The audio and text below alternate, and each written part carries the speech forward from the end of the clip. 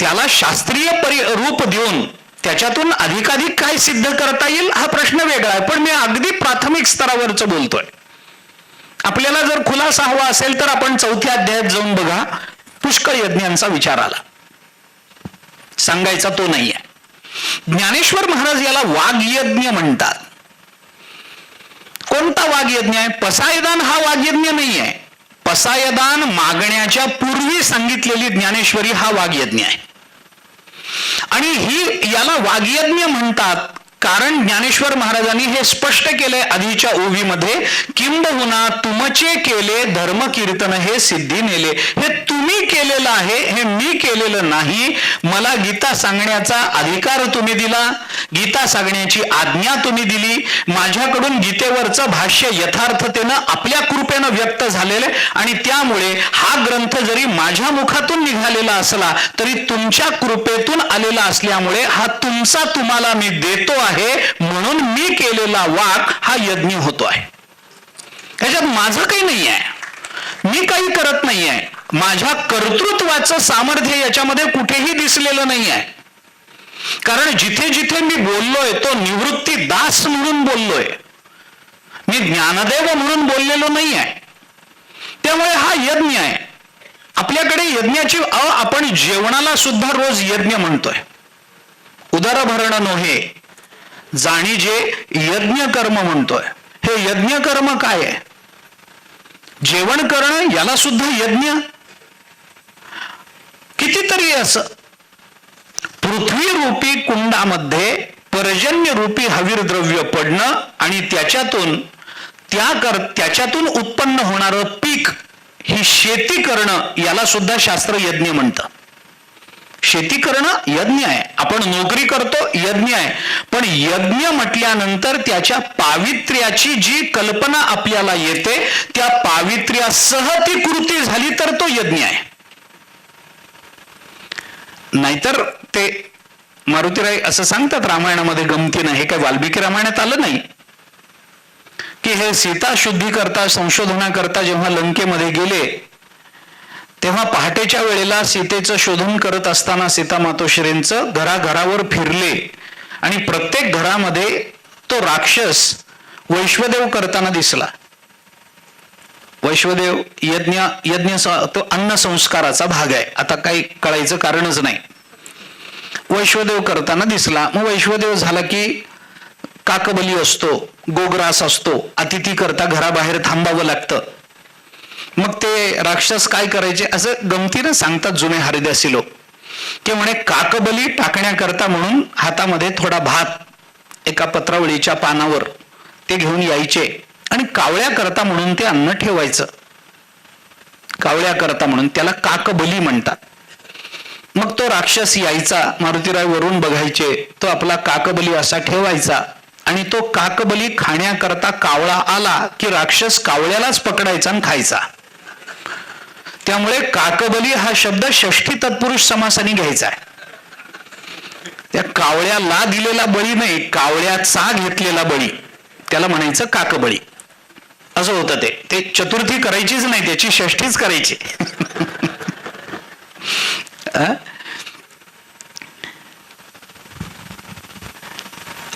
आमच्या प्रत्येक कृतीला यज्ञ म्हटलंय, पण यज्ञ हे म्हणण्याच्या मागे त्याच्या मागच्या पावित्र्याच्या भावनेचाही विचार आपल्याकडून घडला पाहिजे. जेवण हा सुद्धा यज्ञ आहे.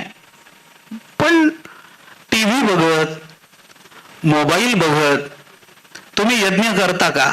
किंवा करायचा प्रसंग आला तर कोणी असं म्हणतं काय यज्ञ मंडपात जरा एक स्क्रीन लावावं समोर आणि सिरियल चालू द्या, आम्ही हवीर द्रव्य टाकत राहतो,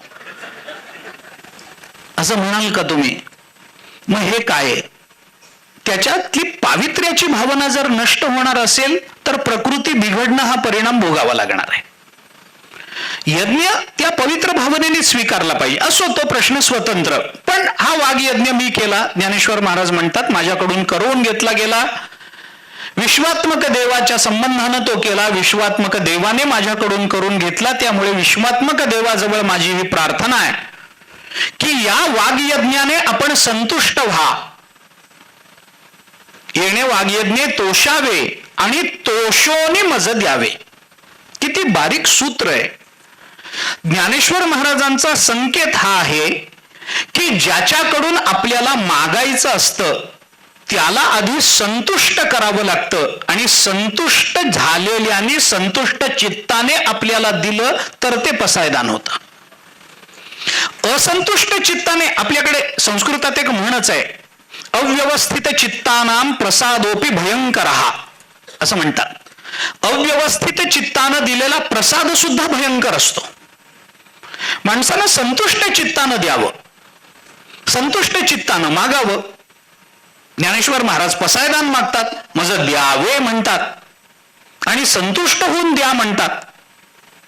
कारण संतुष्ट झालेलाच पुरुष देऊ शकतो, असंतुष्ट कधी दुसऱ्याला देत नाही. जरी देईल तरी स्वसंतुष्टी करता देईल, जगत संतुष्टी करता देणार नाही. जो संतुष्ट झालाय, ज्याच्या जीवनामध्ये स्वतःच्या काही कामना अपेक्षा शिल्लक राहिल्या नाहीत, त्यांनीच जगत कल्याणाचे वर द्यायचे असतात.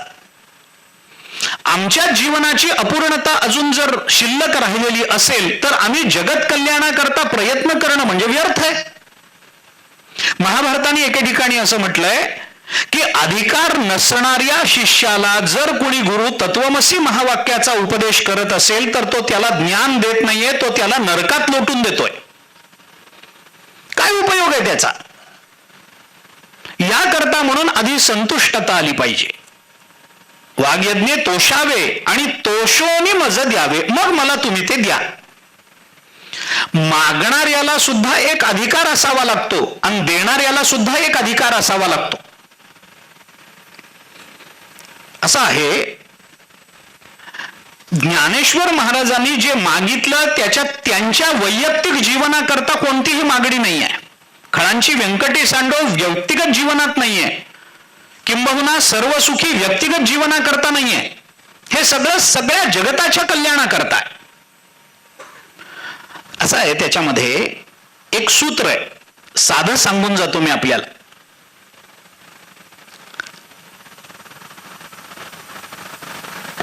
कुणाला मिळतं? मागावं, मागितल्याने मिळतं. पण कुणाला मिळतं? जो दुसऱ्याला देण्याची अपेक्षा ठेवतो त्याला मिळतं. असं आहे. मिळतं कुणा? सगळ्यांना मिळत नाही. मिळणं आणि देणं या दोन स्वतंत्र गोष्टी आहेत.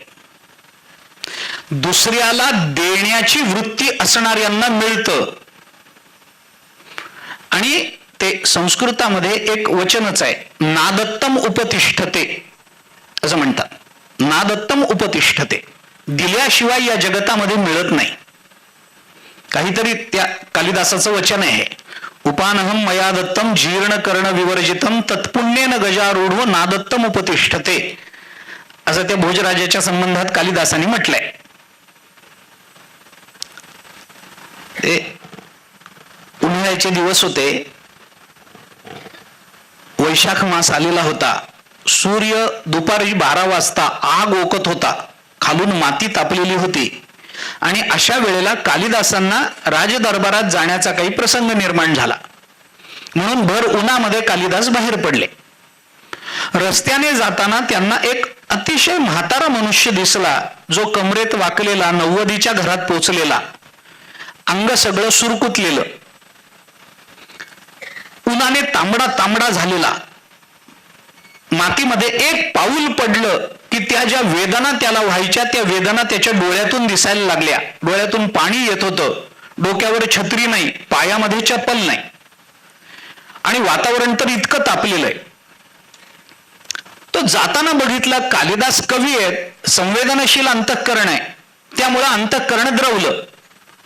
त्यांनी त्याला विचारलं, बाबा एवढ्या उन्हात कशा करता बाहेर पडलात? डोक्यावर तुमच्या काही टोपी नाहीये, छत्री नाहीये, पायामध्ये वाहना नाहीये, आणि एवढ्या उन्हामध्ये कशाला बाहेर पडला तुम्ही? पाय चटके बसतात, पायाला पाय भाजतात तुमचे, वरून सूर्य आहे, खालून माती तापलेली आहे,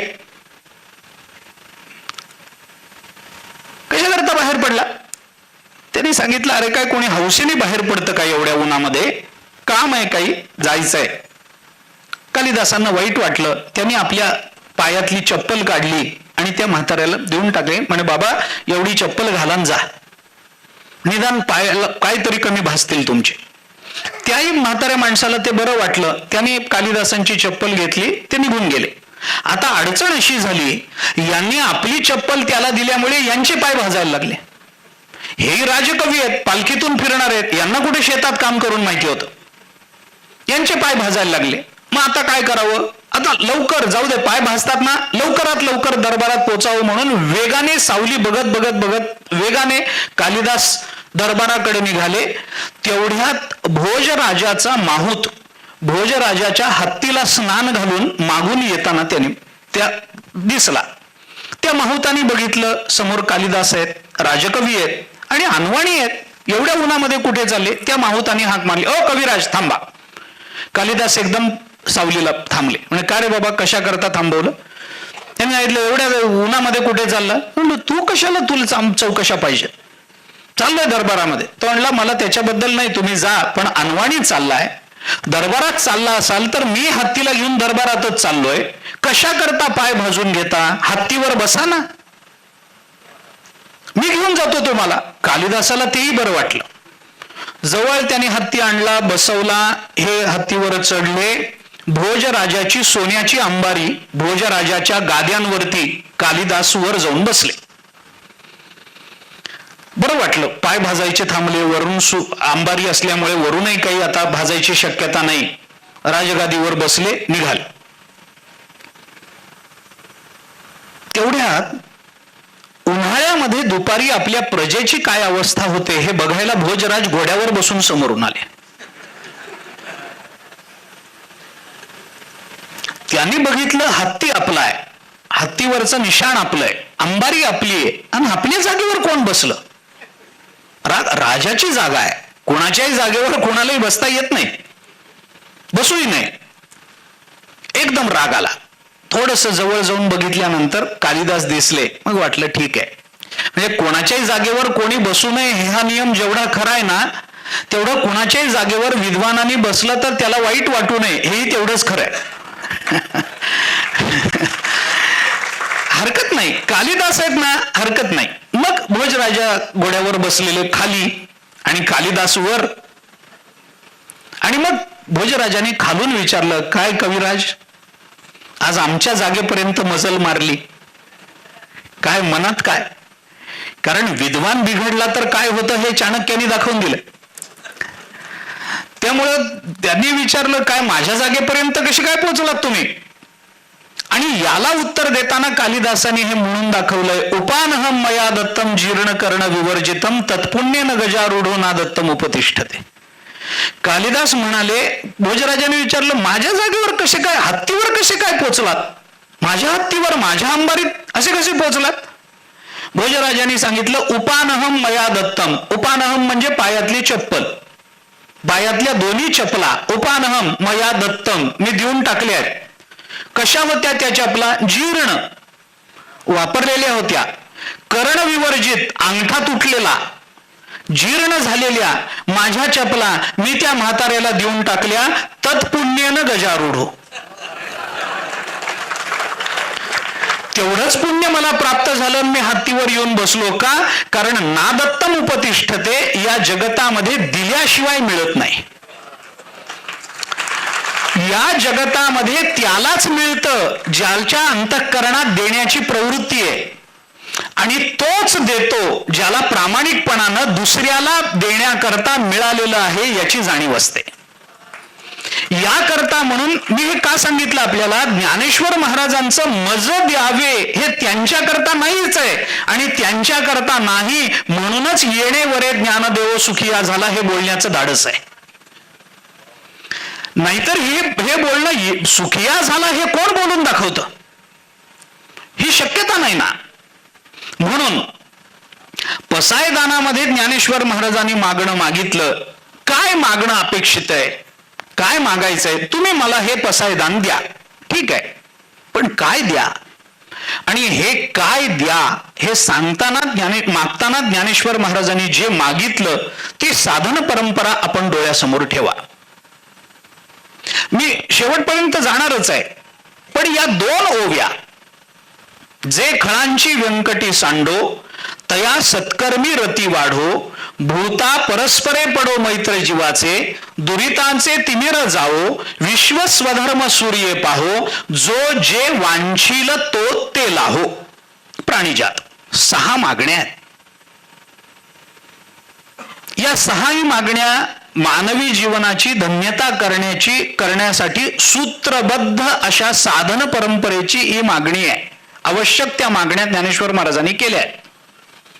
याच्यातल्या सगळ्याच मागणींचा मला विस्तारानं विचार करता येणार नाही आहे. खळांची व्यंकटी सांडो इथून ज्ञानेश्वर महाराजांचं मागणं सुरू झालंय. आता खळांची व्यंकटी सांडो हे काय मागणं आहे? पहिलंच मागणं खलत्वाबद्दल आहे. खळ या शब्दाचा अर्थ आहे दुष्ट बुद्धीचा पुरुष. खळ कोणाला म्हणतात? तर दुष्ट बुद्धीच्या पुरुषाला खल म्हणतात. कारण नसताना जो दुसऱ्यांना त्रास देतो. मृगमीन सज्जनानाम तृणजल संतोष विहित वृत्तीनाम लुब्धक धीवर पिशुना निष्कारण वैरिणो जगती. मृग म्हणजे हरिण, मीन म्हणजे मासा आणि सज्जन. हरिण, मासा आणि सज्जन कशावर जगतात? तृण जल संतोष विहित वृत्ती नाम, ही त्यांची वृत्ती आहे. जगणं हेच आहे. हरिण गवतावर जगतं, मासा पाण्यावर जगतो आणि सज्जन महात्मा संतोषावर जगत असतो. परंतु लुब्धक धीवर पिशुना निष्कारण वैरिणो जगती. पण तो हरिण जेव्हा गवत खात असतो तेव्हा त्या पारध्याचं काय घोडं मारलंय हरणाने, त्या कोळ्याचं काय घोडं मारलंय माशाने, आणि अशा दुष्ट पुरुषांना काय त्रास दिलाय सज्जनाने की या तिघांच्याही नाशाची अपेक्षा हे तिघही करतात. कारण का? निष्कारण वैरिणो जगती, विनाकारण जगाचं वैर धारण करतात. हे खलत्वाचं लक्षण आहे. भागवतामध्ये प्रल्हादानी सुद्धा मागताना हीच पहिली मागणी हीच केली आहे. नंतर त्याचा विस्तार करायचाच नाहीये. पहिली मागणी खलत्वाबद्दल आहे. दुसरी मागणी मग तया सत्कर्मी रती वाढू ही आहे. काय होतं याच्यातही एक मानसशास्त्र लपलंय, तेही जाता जाता सांगून जात. तसं तर खलत्वाची मागणी पहिल्यांदा का आहे तर त्याला एक गमतीनं असं सांगितलं जातं, दुर्जनम प्रथमम वंदे सज्जनम तदनंतर. दुर्जनांना पहिला नमस्कार करावा, सज्जनांना नंतर केला तरी चालतो. पुढचं जे उदाहरण दिले ते फारसं चांगलं नाही आहे, ते आत्ता देत नाही. ज्यांना पाठ आहे त्यांना माहिती आहे, देण्याचं कारण नाही. आता काय आहे याच्यामध्ये की पहिल्यांदा दुर्जनांना वंदन करा. म्हणजे काही कार्यक्रमाकरता काही जणांकडे जाऊन सांगावं लागतं की असा कार्यक्रम आहे, आपण या. पण ज्यांना या म्हणून सांगावं लागतं त्यांच्या पूर्वी काही जणांकडे जाऊन हे सांगावं लागतं की असा कार्यक्रम आहे, कृपा करून तिकडे येऊ नका. हे त्यांना आधी सांगावं लागतं, यांना नंतर सांगितलं तरी चालतं. काय आहे गंमत याच्यातली ही आहे, मानसशास्त्र असं आहे की अंतःकरण वृत्तीच्या परिवर्तनाची भूमिका घेऊन जर ज्ञानेश्वर महाराज मागणं मागत असतील तर या मागणीचा एक विशिष्ट क्रम असतो. असा आहे, वेदांतामध्ये सुद्धा अविद्या निवृत्तीपूर्वक ब्रह्मानंदाच्या प्राप्तीचा विचार वेदांत बोलून दाखवतो. जे वाईट आहे ते आधी निघून गेल्याशिवाय जे चांगलं आहे त्याच्या आधानाकरता जागा राहत नसते. सामान्य नियम आहे. वाईट काढून टाकल्याशिवाय चांगलं ठेवणार कुठे आहात तुम्ही? आधी वाईट काढून टाकलं पाहिजे. आपल्याकडे मंगलाचरणामध्ये, वैदिक मंगलाचरणामध्ये सुद्धा अशुभानी निराचष्टे तनोती शुभ संततीम स्मृती मात्रेने यत पुंसाम ब्रह्मतन मंगलम परम, आणि त्याच्या नंतर मग अतिकल्याण रूपत्वात नित्य कल्याण संश्रयात स्मर्तृणाम वरदात्वाच्य ब्रह्मतन मंगलम विदू, हे नंतर येतं. अतिकल्याण नंतर आहे, पण आधी जे अयोग्य आहे ते गेलं पाहिजे. साधं उदाहरण जर सांगायचं झालं तर घरामध्ये मुलीला बघायला किंवा मुलाला दाखवायला जर काही पाहुणे येणार असतील तर त्या घरातली स्त्री घर आवरते, बरोबर आहे? निदान बैठक तरी आवरते. आवरते म्हणजे काय करते? जे समोर पडलेलं असतं ते कपाटात कोंबते, त्याला आवरणं असं म्हणतात. अक्षरशः कोंबते, फक्त समोर नाही दिसलं पाहिजे. आणि मग ते कोंबून ते दार त्याला गुडघा बिडघा लावून दाबून ते दार बंद करायचं असतं. आणि चुकून जर ती कडी खटकन उघडली तर सगळं ब्रह्मांड पुन्हा अंगावर घ्यायचं असतं. ठीक आहे, पण आवरतात, मला काही म्हणायचं नाही. त्या काळापुरतं का असेना आवरावं लागतं. हे आवरताना हे सगळा पसारा हात टाकला जातो वगैरे वगैरे होतं. त्याच्यामध्ये या बैठकीमधला सगळा कचरा वगैरे काढून त्या बैठकीमध्ये काही जे असेल, गादी वगैरे असेल तर त्याच्यावर शुभ्र अशा चादरी टाकल्या जातात, प्रावरणं टाकली जातात. तक्क्या उशा काही असतील तर त्याच्या खोळी बदलल्या जातात. चांगल्या पद्धतीचं सगळं वातावरण निर्माण केलं जातं, स्वच्छ ठेवलं जातं, धूळ पुसली जाते, अमुक केलं जातं, तमुक केलं जातं. जरा गालीचा वगैरे चांगला टाकला जातो, कानाकोपरा झाडला जातो. तर हे सगळं करताना क्रम नेमका काय असतो मला सांगावं?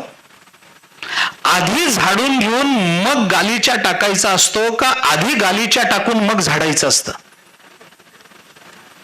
ज्यांना सवय आहे त्यांनी सांगा, असंही काही नाही.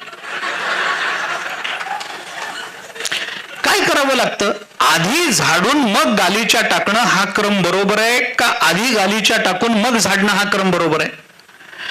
आधी झाडून मग गालीचा टाकला पाहिजे, कारण न झाडता गालीचा टाकला तर त्या गालीच्या खालचा कचरा पाहुण्यांना गालीच्यावर बसू देत नाही. आधी म्हणजे आपल्याकडे सुद्धा सामान्य लौकिक अर्थानं हाच क्रम पाळला जातो की आधी कचरा काढून टाकला पाहिजे तरच गालीचा टाकता येतो. वाईटाची निवृत्ती आधी केल्याशिवाय चांगल्याचं आधान करता येत नसेल तर खळांची व्यंकटी सांडो हे झाडून घेणं आहे आणि तया सत्कर्मी रती वाढो हे त्याच्यावर गालीचा टाकणं आहे. क्रम हाच असतो, याच्यात बदल होत नाही. कोणी गालीच्या घालून नंतर झाडत नाही, कारण दुष्टबुद्धी निवृत्त झाल्याशिवाय सत्कर्माची आवड निर्माण होईल कशी? आणि दुष्टबुद्धी असताना जर सत्कर्माची आवड निर्माण होत असेल तर कर्माचा विचार करताना सात्विक, राजस आणि तामस कर्माचा जो विचार बोलून दाखवला त्याच्यामध्ये राजस आणि तामस कर्मामध्ये याची गणना होते की जे कर्म आपल्याला नित्यत्वानं चांगला परिणाम देत नाही.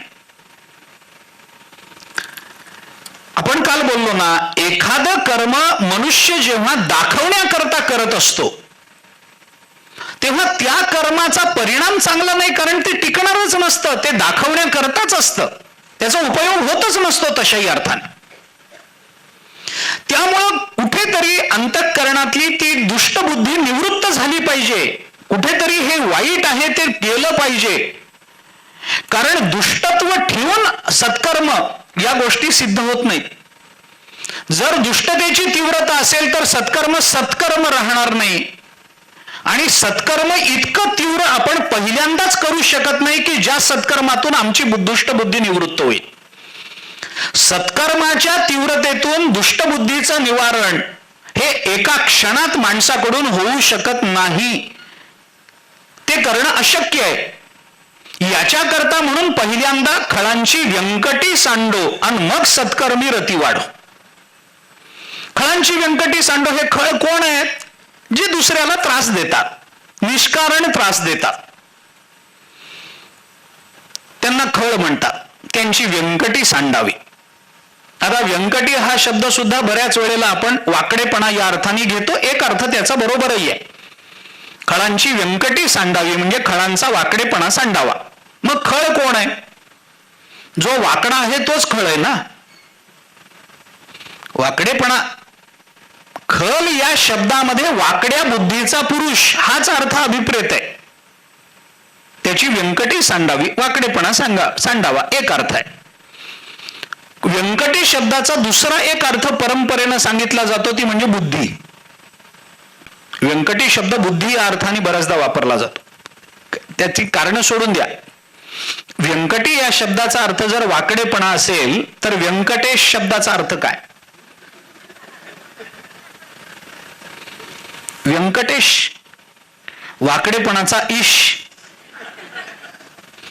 व्यंकटी बुद्धी असा एक अर्थ परंपरेनं आला, कोशात नाही आहे. बुद्धीचा जनिता लक्ष्मीचा पती तुकाराम महाराजांनी म्हटलं. यांची दुष्ट बुद्धी जावी, कारण हे खळ आहेत.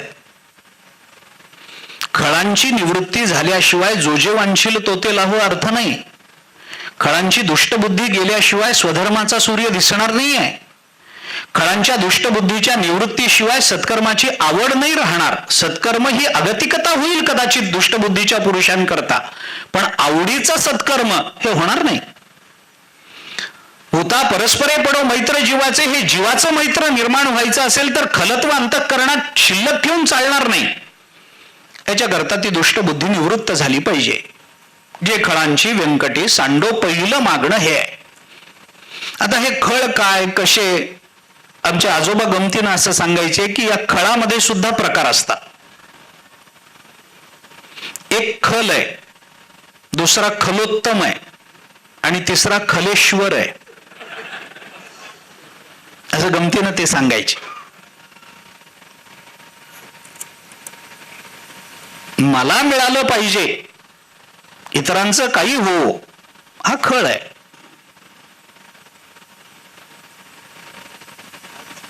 मलाच मिळालं पाहिजे, इतरांना नच मिळालं पाहिजे, हा खलोत्तम आहे.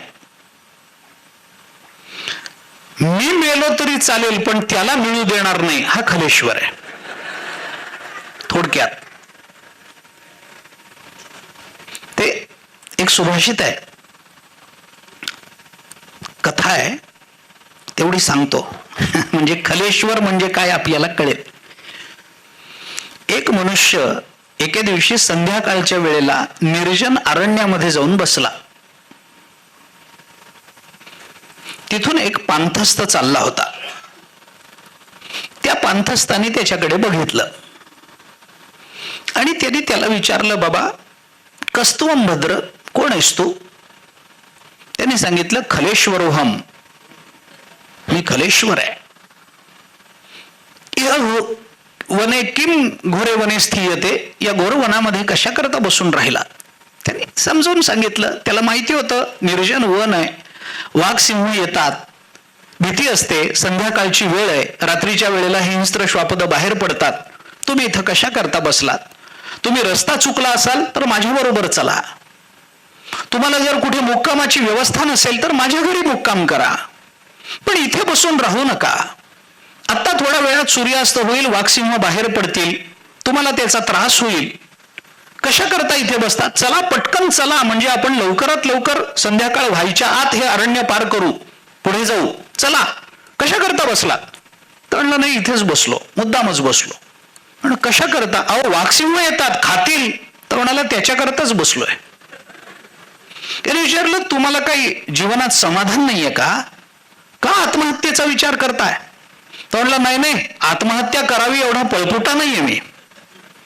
अहो मग कशा करता? वाघसिंह येतील, त्यांनी काय खातील. अहो खाण्याकरताच बसलोय, त्यांनी मला खावं हीच इच्छा आहे, पण मला आत्महत्या नाही करायची. तर म्हणजे काय? वाघसिंह खाण्यात तुमचा काय फायदा आहे? तो म्हणाला, माझा काही फायदा नाही, पण एकदा वाघसिंहाने मला खाल्लं की त्यांना मनुष्य रक्ताची चटक लागेल, मग ते गावामध्ये जाऊन इतरांना खातील. हा खलेश्वर आहे. आणि अशा वृत्तीची माणसं या जगतामध्ये राहतील तर स्वतः तर विधायक कार्य करणारच नाहीत, पण इतरांच्या विधायक कार्यामध्ये सुद्धा प्रतिबंध निर्माण करून जगताला कदापि सुख मिळू देणार नाहीत. आणि किंबहुना सर्व सुखी व्हायचं असेल आणि जो जे वांछील तो ते लाभ हे मिळवायचं असेल तर पहिल्यांदा अशा वृत्तीच्या माणसांची निवृत्ती झाली पाहिजे. याच्याकरता पहिली मागणी आहे जे खळांची व्यंकटी सांडो. पण हे मागत असताना ज्ञानेश्वर महाराजांना हे मागता आलं नसतं का, की जर माणसं इतक्या दुष्ट बुद्धीची असतील तर ते संपावेतच, या जगतातून नष्टच व्हावेत, खळ मरावेत, असं जर ज्ञानेश्वर महाराजांनी म्हटलं असतं तर या जगतामध्ये संत सोडून कुणी राहिलंच नसतं आणि त्यांच्याकरता पसायदान मागायची गरजच पडली नसती. कारण प्रत्येक मनुष्य या ना त्या रूपानं खलत्व धारण करूनच आहे. आमचं खलत्व कदाचित आत्ता आमच्या सात्विकतेच्या प्रबलतेमध्ये दिसत नसेल. सज्जन तोय ज्याच्या ठिकाणी सत्वगुणाची प्रबलता आहे आणि ती नित्यत्वाने आहे. पण सामान्य माणसाच्या ठिकाणी या गुणांचा चढ उतार होत असतो. कधी सत्वगुण वृद्धिंगत होईल, कधी रजोगुण त्याच्यावर ताबा मिळून त्याला खाली दाबेल, कधी तमोगुण त्याला खाली दाबून टाकेल. आपण जेव्हा म्हणतो की मनुष्य सात्विक आहे, याचा अर्थ त्याच्या ठिकाणी रजोगुण आणि तमोगुण नसतो असं नाही आहे. फक्त तो सात्विक आहे हे म्हणताना त्याच्या ठिकाणी सत्वशीलतेची प्रबलता निर्माण झालेली असते. रजोगुण आणि तमोगुणाचा निवृत्ती पूर्ण नष्ट होणं हे या जगतामध्ये कधी घडत नसतं. ते राहतातच, फक्त प्रसंग शोधत असतात. दुर्बल झालेला तमोगुण नेहमी अनुकूल वातावरण निर्मितीची वाट बघत असतो. एकदा त्याला थोडी जरी वातावरणाची कल्पना जरी आली तरी त्या बीजरूपात असलेल्या तमोगुणाचा वटवृक्ष व्हायला वेळ लागत नसतो. मानवी जीवन हे असंच आहे. आमची सत्वशीलता कधी बदलेल काय माहिती. आत्ता सगळं बरं चाललंय म्हणून बरं आहे. प्रवचन चालू आहे, ठीक आहे, बरं चाललंय. वारीला गेलो, बरं चाललंय. म्हणजे काय तिथून आल्यावरही सगळे सात्विकच असतात असं नाही. आम्ही त्याच्याकरता एक गमतीनं उदाहरण देत असतो की कल्पना करा, आपण रस्त्याने चाललेला आहात आणि जाताना आपल्याला 2 मूर्त्या रस्त्यावर पडलेल्या सापडल्या. एक रामाची मूर्ती आणि एक रावणाची मूर्ती. तर आपण कोणती घ्याल? रामाची घेऊ. हे अगदी स्वाभाविक आहे. पण आता पुढेही ऐका. आपण रस्त्याने चाललेलो आहोत, 2 मूर्त्या पडलेल्या आहेत. एक रामाची आहे, एक रावणाची आहे. त्याच्यातली रामाची मूर्ती दगडाची आहे आणि रावणाची मूर्ती सोन्याची आहे. कुठे गेली सात्विकता? जोपर्यंत सोन्याचा रावण दिसत नाही तोपर्यंत सगळेच सात्विक आहेत. कोण नाही आहे? कोण नाही आहे? आमचं खलत्व हे इतकं तिरोहित झालेलं आहे आत्ता, किंवा आम्ही त्याला इतक्या चापल्यानं, इतक्या हुशारीनं आम्ही त्याला आत्ता झाकून टाकलंय ना की आमच्या चेहऱ्याकडे बघून कुणालाच वाटू शकत नाही की आम्ही खळ. त्यामुळे पसायदान म्हणून 700 वर्ष झाली तरी पसायदानाचा परिणाम दिसत नाही. याचं हे एक महत्वाचं कारण आहे की जे खळांची व्यंकटी सांडो असं म्हणणाऱ्याला या खळांमध्ये आपण एक आहोत याची जाणीव कधी होत नाही. आणि जोपर्यंत ह्या खळांमधला मी एक आहे ही जाणीव होत नाही तोपर्यंत खळांची व्यंकटी सांडो या म्हणण्यामध्ये प्रामाणिकपणा येणारच नाही. कारण कोणालाही आपल्या दोषांचं दर्शन होत नसतं आणि झालेलं दर्शन स्वीकारायचं नसतं. कोणालाच नाही. कोणताही दुष्ट पुरुष हे म्हणत नाही की मी दुष्ट आहे. उलट माझ्यासारखा सज्जन कोणीच नाही याचे मोठे फलक लावले जातात. हे होणारच आहे. सामान्य नैसर्गिक आहे असं म्हणायलाही हरकत नाही, इतकं ते सहज झालंय. असो, पण ज्ञानेश्वर महाराज या म्हणून मी म्हटलं की गंमत याच्यात आहे की खळ मरावेत असं ज्ञानेश्वर महाराजांनी मागणं मागितलंच नाहीये. कारण सगळेच मरतील आणि अशा वेळेला त्यांचे शब्द तर फार परिणामकारक ठरतात. एक वेळ इतर वेळेला ठरतील न ठरतील, पण सगळे मरावेत म्हटलं की सगळेच मरतील. म्हणून ज्ञानेश्वर महाराजांनी हे न करता खळ मरावेत असं म्हटलं नाही, त्यांची दुष्टपणाची बुद्धी निवृत्त व्हावी हे म्हटलंय. काय असतं, देवालाही दुष्टांचा संपर्क झालाय आणि त्रासही झालाय, पण देवानी त्यांचा काटाच काढलाय. भक्ता राखे पायापासी दुर्जनासी संहारी हीच आहे भूमिका देवाची. परित्राणाय साधूनाम विनाशायच दुष्कृताम ही विनाशाची भाषा आहे. पण आपल्या समोर आलेल्या दुष्ट पुरुषाला नष्ट करून या पृथ्वीवरचं पापाचं ओझं निवृत्त करणं, कमी करणं, ही जर देवाच्या पृथ्वी रक्षणाची जर ही सवय असेल किंवा ही पद्धती असेल, तर दुष्टबुद्धीच्या पुरुषाला नष्ट न करता त्या दुष्टबुद्धीच्या पुरुषालाही दृष्टादृष्टाच्या विजयापर्यंत नेऊन पृथ्वीचं रक्षण करणं ही संतांच्या पृथ्वी रक्षणाची पद्धत असते, व्यवस्था असते. त्यामुळे दुष्ट मरावेत अशी अपेक्षा नाही. घरामध्ये एखादा साप निघाला तर काय प्रतिक्रिया निर्माण होऊ शकतात? कोणी म्हणेल सापाला मारा, कोणी म्हणेल मारू नका, पकडून रानामध्ये सोडून द्या, कोणी म्हणेल मारू नका, त्याला सर्पालयामध्ये कुठल्या तरी प्राणी संग्रहालयामध्ये देऊन टाका. आणि एखादा गारुडी तिथे येतो, तो म्हणतो काय नाग आहे ना, तुम्ही चिंता करू नका, सोडा, सगळ्यांना बाजूला करतो, सापाला त्या नागाला पकडतो आणि ज्या दातामध्ये त्या नागाचं विष असतं तेवढा दात काढून टाकतो आणि त्याच सापाला स्वतःच्या उदरनिर्वाहाचं साधन बनवतो. दुष्ट पुरुष बघितल्यावर कोणी म्हणेल मारून टाका, कोणी म्हणेल त्यांना सुधारगृहामध्ये टाका, कोणी म्हणेल त्यांना तुरुंगात टाकून बांधून टाका, कधी सोडूच नका. आणि संत म्हणतात तसं करू नका, ते जर दुष्ट आहेत ना तर त्यांचा विषाचा दात तेवढा काढून टाका आणि या जगताच्या कल्याणाकरता त्याचा उपयोग करता येईल का हे पहा. जे खळांची व्यंकटी सांडो या भाषेतली जी तळमळ आहे ती ही आहे. आणि म्हणून ज्ञानेश्वर महाराज म्हणतात, खळांची व्यंकटी सांडो तया सत्कर्मी रती वाढो. आता सत्कर्माची रती ही सुद्धा अशीच आहे. आम्हाला वाटतं सत्कर्म करतो आम्ही, म्हणजे काय करतो? आम्हाला ते सत्कर्म इथं सत्कर्म शब्दाचा अर्थ तत्वज्ञानाच्या दृष्टीने निष्काम कर्म असा करावा लागतो. निष्काम कर्माचरणातली त्याची रती वाढावी. सत्कर्म म्हणजे पुण्यप्राप्ती करता केलेलं कर्म, त्याला सत्कर्म म्हणायचं असेल तर पुण्य सुद्धा पुनर्जन्माचं कारणच आहे. त्याच्यामध्ये आत्यंतिक कल्याण साठलेलंच नाहीये माणसाचं. पुण्यकर्म केलं म्हणजे काय झालं? म्हणजे काय मनुष्य कर्मबंधनातून सुटला का? तो कर्मबंधनात अडकलाच. ज्या कर्मातून पाप अथवा पुण्य या कोणत्याही फलाची उत्पत्ती होत नाही त्याला ज्ञानोबराय सत्कर्म म्हणतात. विस्तार सोडून द्या, मला आता वेळ नाहीये, माझी वेळ संपलेली पण आहे. परंतु सत्कर्म वाढावं असं म्हटलं नाही आहे, सत्कर्माची रती वाढावी हे ज्ञानेश्वर महाराजांचं मागणं आहे. कारण रती शब्दाचा अर्थ आहे आवड. निष्काम कर्माचरणातली आवड जर वाढली तर ते कर्म जीवाच्या पुनर्जन्माचं अथवा जन्म मरणाच्या संसरणाचं कारण ठरत नाही. ती रती त्याच्या सत्कर्माला त्याचं कर्तव्य बनवते आणि कर्तव्याचं बंधन नसतं. कर्माचं बंधन आहे, कर्तव्याचं बंधन नाही आहे. कर्तव्याला व्यभिचार माहिती नाही आहे. सत्कर्माला व्यभिचार असू शकतो, कर्माला व्यभिचार असू शकतो, कर्मात व्यभिचार चालतो आणि चालत आलाय आतापर्यंत. पण कर्तव्याला काहीच व्यभिचारच नाही, त्याला विकल्पच नाही आहे.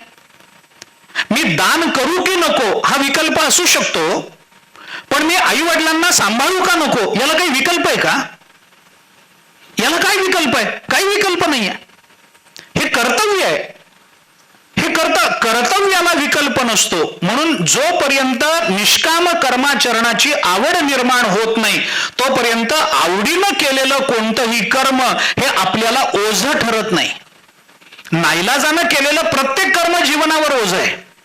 नोकरी असो, उद्योगधंदा असो, अथवा इकडची वस्तू तिकडे उचलून ठेवणं असो. कर्म करताना कर्माची सत्कर्मता, त्याची निष्कामता ती ओळखून जर आपण त्याच्यामध्ये आवड धारण केली तर ते कर्म आमच्या जीवनाचं ओझं ठरत नाही. ते कर्तव्य आम्हाला जीवनमुक्तीचं माध्यम बनवता येतं.